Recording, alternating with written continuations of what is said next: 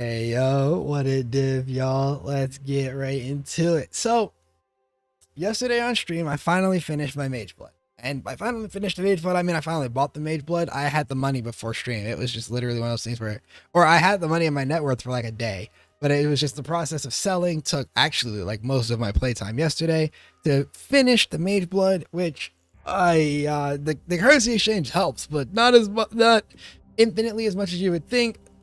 Different video though, right? The important thing is that we finished the Mageblood, and I wanted to take this time, now that I've done it, to talk about how I did it, different currency strategies that I did try, because I actually have 5 different trees that'll be in the description for you guys as well. But you guys, I do recommend watching the explanations of how the ideas come to be, because otherwise you'll just see the trees and the recommendation for scarabs and what do you call it, Atlas device crafts, and be like, well, what in the world was this guy doing? But so before we get into all that, hey, look, like, comment, subscribe, helps the video out, helps the channel out, and if you turn notifications on, it'll help you out because you'll know when I'm actually posting. Let's go. So, tried a couple different strategies out. These are all the strategies I've tried over the course of the league, from literally getting my watchstones done to now, right? Just different strategies I did try, because it's not like a strategy just because it was tried back then is just entirely irrelevant. It might be more or less valuable, but it might be more or less relevant to you based on the strength of your character, right? And so I'll announce them here, talk about some of the thoughts that I did have, and then there'll be sections down the line from here that actually talk about each of the individual currency strategies in a little bit more detail, to go over the tree, show tree, all that stuff. Any other relevant details that I wanted to have for you. I just have some general footnote thoughts here at the front, because the 5 strategies that I did are Expedition Betrayal, Blight, Harvest, Essence, and then Altar Rushing. Which, granted, they're all altar strategies, but like, look, this one was actually altar rushing, the last one, trust me, but it's specifically apparitions altar rushing, which, if you don't know anything about that, you should just stay tuned for that part of the video. It is a fantastic strategy. It really employs one of my favorite concepts in money making, and that gets me into like the tips I want to give you, generally speaking, right? Talking about money making, the idea is just understanding what makes a good core to a strategy, right? Pick a mechanic you like. How does that mechanic scale? What things scale adjacent to it? For example, if you're a harvest enjoyer such as myself, you know that harvest scales really hard with quant and pack size, which means that you also then want to scale eater altars, because eater altars will give you more quant and rarity. So not the rarity, but the quant is really important. And then you can scale the pack size, through mods, or even stuff like the Maven's Chisel that was added, right? There are ways to get our pack size up to really get in there. You can also do stuff like modifier effect, including like the Cartographer Scarab of Risk, if your character is able to do that, to add on more modifiers for more quantum pack size. You see what I'm getting at? You see where I'm going with this? That's just kind of the general idea behind making the tree. It's just stacking up the things that make your thing work well, because as we all kind of know right now, especially after the referendum on group play from this league, we are definitely in a state of game where it is very beneficial to stack a mechanic high rather than stack a bunch of mechanics wide. And so stacking high into the strength of your mechanic of choice is really important. I just also want to cover a little bit about the basics of all of my strats, because I do think this is all like universal information across the strategies, which is, I ran them on a variety of different maps, a lot of different testing, a lot of different feelings. Do I actually like the map, etc.? For example, the altar rushing, you would think I would have done it on, say, like a JV or like a mausoleum. However, I'm not opposed to just running to center and killing the map boss first. So I actually did most of it on Mesa and City Square, and even some degree of it on Toxic Sewers. There was a brief stint of it on Dry Sea, even because I was trying to get a Nameless Seer to scry over the div cards from it. I could run it on put that on a better map, likely going to be either JV or Toxic Sewers at that point. Just because, hey, I wanted to scry that. Make sure you do get good scried div cards if you want better div cards, whether that be because you want to farm something like the Fortunate, or maybe you want to YOLO the chance at dropping a fucking apothecary while you're blasting. Whatever it may be, make sure you get yourself a good div card pool in the map you're running. That's like a very important piece to potential money making that you could be doing. Additionally, just to keep it rolling forward, that map selection that I used was Mesa, Colonnade, City Square, Jungle Valley, Toxic Sewers. The last 3 maps are connected through Toxic Sewers, and the first 2, Mesa, Colonnade, are connected to one another. Makes my map sustain easier. You just flick around the favorite slots to get that done and taken care of. As far as what makes me a lot of my money, generally speaking, most of my money was actually made in the form of raw currency, with another substantial chunk made in maps, especially T17 drops. And the last like substantial bit of my money definitely came from the scarabs that I was generating across all strategies, as well as the essences that I specifically farmed while doing essence. Blight made up a good bit, Expedition also made up a good bit, but I didn't do those strategies nearly as long as some of the other strategies. And then I have one set of just one like good real tip if you're pushing for a chase goal that you want, which is just to keep farming. Just keep farming. It's honestly very, if you're pushing a chase goal, whatever that may be, you just kind of need to get to a point where you no longer feel the urge to upgrade your character or spend money in other ways, so that you can just chase down whatever it is you want. Anyways, that's all for me in the intro. Let's go ahead and get into talking about the strategies. Again, if you find this information useful, thank you. Well, honestly, I'm glad to be of service. Fuck a thank you. I'm just glad to be of service. And if you want to come hang out, there's a Twitch and a Discord down in the description to either come ask questions or just come hang out, see me live, all that good stuff. Let's go. All right, first off, let's go ahead and start by talking about the initial strategy I did, which is really just out can go Expedition and Betrayal, which is not necessarily original nor necessarily optimal, but it was comfy and I got a lot of my initial progression taken care of, some early gear, nice things to sell quickly, a little bit of currency, a couple veiled orbs, all that good stuff. I feel like this tree is exceedingly standard, quite frankly. The major things to take note of here are scarab nodes, map sustain nodes, expedition nodes, betrayal nodes. A couple things of note: you can spend 2 additional points here on getting betrayal chance. You can also spend points here on intelligence gathering if you desire. I don't like intelligence gathering all that much, which is why I didn't take it. We are scaling map modifier effect just because drops are drops and drops are good. Bribery carries a lot of the weight of this setup early on, just from literally bargaining for scarabs, maps, currency items from the betrayal members. Always a fantastic addition. And then expedition with altars and expedition with altars. It goes kind of crazy. Your primary money makers from this is definitely a lot of bubblegum currency, as well as a good bit of expedition nonsense, whether that be because you sell the reroll currencies in logbooks, or you actually use the reroll currencies yourself and still maybe sell the logbooks, unless you really want to run the logbooks. But logbooks are not factored into how the strategy felt to do at all. And then you make a good amount of money and, most importantly, XP out of having done the betrayal side of this strategy. Where at the betrayal side of the strategy, I do feel like the loot is a little bit lacking. Mostly just gave me like access to scarabs. I did get a couple veiled orbs out of it. Did get a couple cane of Kolimax that I got to sell, etc. Like, there was a little bit of value. I would not say that the bulk of the value of the strategy came from betrayal, but it was a nice supplementary piece, as well as just, again, establishing the account more stably, because I do have a full crafting bench and everything from nature. Also, because I have to make sure I mention it, Exarch altars are better than Eater altars, at least at this state of the game in which I ran this in. Sometimes it's flip-flops, but the raw currency generated from Exarch was just too OP. We had to get that. As far as scarabs go, didn't use any. As far as map device crafts go, didn't use any. You could use domination though.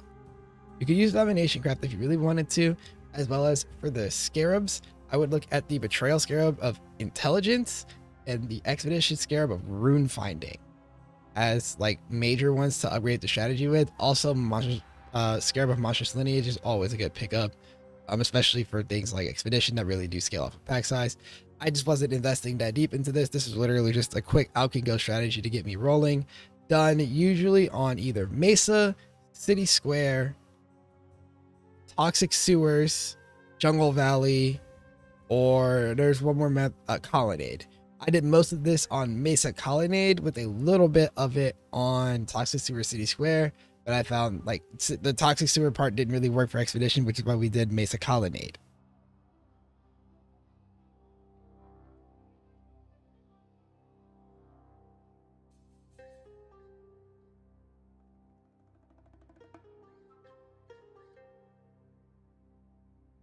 Next up, we did a little bit of Blight on Alkingo. This was mostly testing out this for the purposes of making gold, actually, because I was hearing that Blight was an insane source of gold and I really needed to upgrade my town.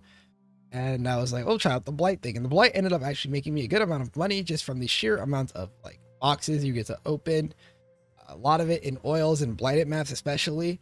You also get a good bit in just all the other like things of currency and whatnot that it does drop. But I will say Blight did not drop a ridiculous amount of loot.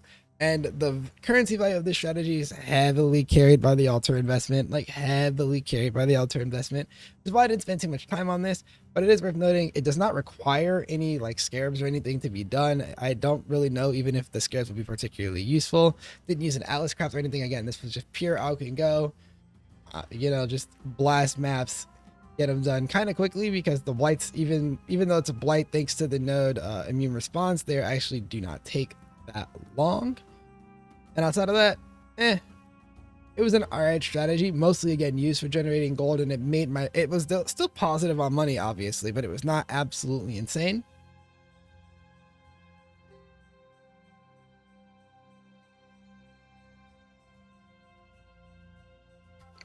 Next up, we went to harvest.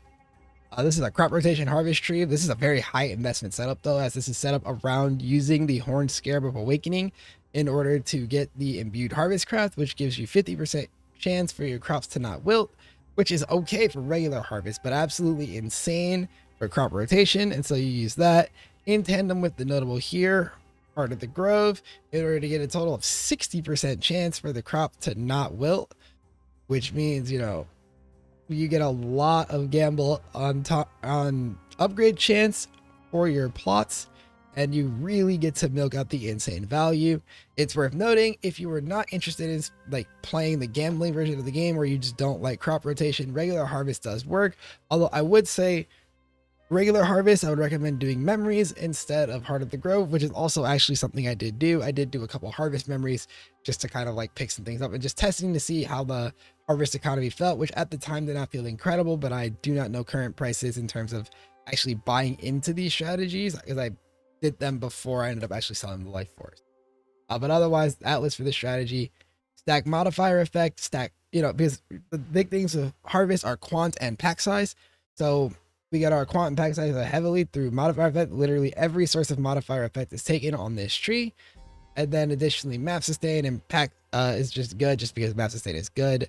Scarabs with scarab blockers is how you can know, how you could tell we started to get serious around this point, because I started actually blocking scarabs because I knew that we were going to be generating scarabs and I wanted to be able to sell them off should I decide that, you know, it is time to make some money real quick.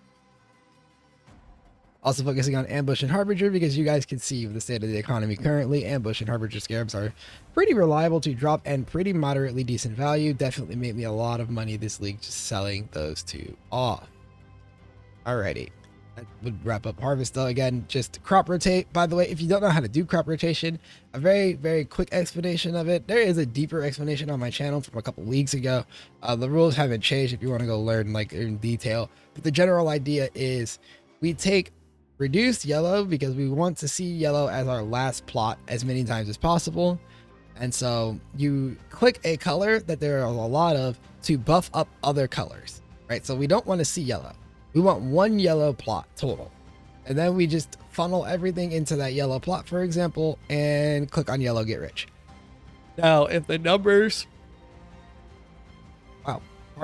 if the numbers don't line up such that you can't funnel into yellow, funnel into a different color. Sometimes you have to funnel into blue, sometimes you have to funnel into purple. But ideally, the goal was to funnel into yellow by clicking on blues and purples primarily, making sure if possible to click all the blues, then all the purples, then the yellow, for example, right?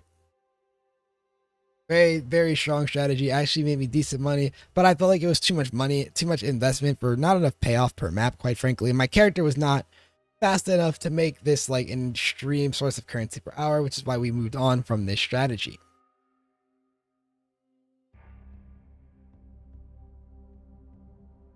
Alrighty, next up, essences with no calcification scarab, because that is a really expensive scarab and my character is not meant for that playstyle yet, because that playstyle does involve feeding the scarabs into the boss at the end of the map. And I did not have the type of damage for that. That is a ridiculous damage check. So instead we do calcification, or no calcification. One of the big notes here is that Crystal Lattice is not actually spec'd in my version of the tree, because my character could not reliably handle Crystal Lattice quickly. If your character can spec it, it just makes your money per hour that much better. This worked out like a goddamn charm, quite frankly. This was incredible profit per hour, profit per map. It felt very good. It was nice and fast maps, like 4-minute maps if my character didn't suck. If if your character was even better than, it was actually a good character, this is like a 3-minute map. I ran this on City Square. Just because City Square is a good layout for it, quite frankly. And that's like that's the short of it. Otherwise, again, scarab stuff, scarab nodes, block scarabs that suck. Map sustain because T17 sell for so goddamn much that they're pretty much one of the only things that are really worth hunting in a T16. It's just more scarabs. As well as I guess we also have scryed div cards, which I talked a little bit about earlier, right? But just generally speaking, all that. Altars, of course, doing their thing. Otherwise, though, pretty standard arrangement.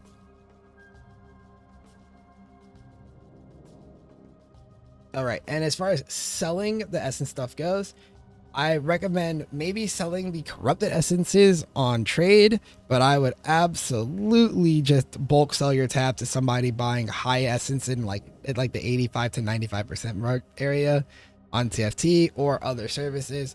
TFT, Wealthy Exile, PO Exchange, whichever source you prefer to use to bulk trade the shit out the essences, save yourself the time, get back into your next map. It'll be way better for you. This applies also if you choose to do essence memories instead of doing an essence like in map thing, or even if you do calcification. All of the above, unless you are rolling those essences yourself to then really get some giga bulk of like contempts or something, sell them in bulk and just save yourself the time. You'll make more money just going into the next map than really trying to eke out every little bit of profit when you could be playing.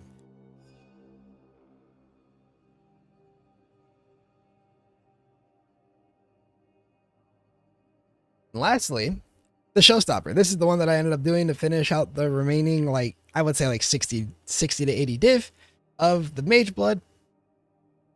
This is probably my favorite strategy right now, but I absolutely hate it still. I don't like mapping all that much, quite frankly.